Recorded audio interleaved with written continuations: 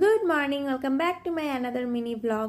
তো সকালবেলা উঠে দেখছি মা আর দাদা এখানে খাবার তোড়জোড় করছে, এখানে কচুরি আর তরকারি খাচ্ছে।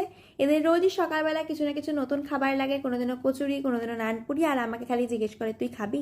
আমি যেহেতু সকালে এসব খাই না, তো আমি খেয়ে নিলাম এক মগ চা, যেটা মা আমাকে করে দিয়েছিল। তারপরে কিছু কেকের কাজ ছিল, সেই কাজগুলো কমপ্লিট করে চলে গিয়েছিলাম কেকের ডেলিভারি দিতে। তো কেক ঠেক দিয়ে এসে আরও একটা কেকের কাজ ছিল, সেটার কাজ করছিলাম, তখনই হঠাৎ করে শুরু হয়ে গেল ভীষণ জোরে বৃষ্টি। তো বৃষ্টির মধ্যে কেক ডেলিভারি দিয়ে এসে করে নিলাম একটু ব্রেকফাস্টে আমি ব্রেডের মধ্যে কলার স্লাইস ঢুকিয়ে নিয়েছিলাম, তারপরে স্নান টান করে ফ্রেশ হয়ে করে নিয়েছিলাম পুজো।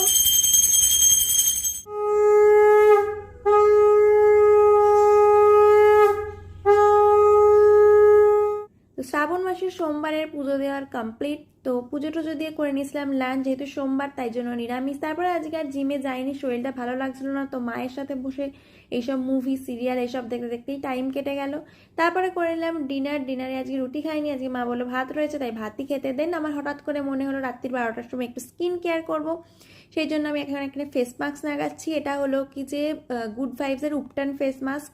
তো তোমরা কি কোনো ডিফারেন্স বুঝতে পারছো আমার ফেসের বিফোর অ্যান্ড আফটার? আমি তো কিছু বুঝতে পারিনি। এনিওয়েজ তারপরে একটু স্কিন কেয়ার করে ঘুমিয়ে পড়লাম। Bye bye.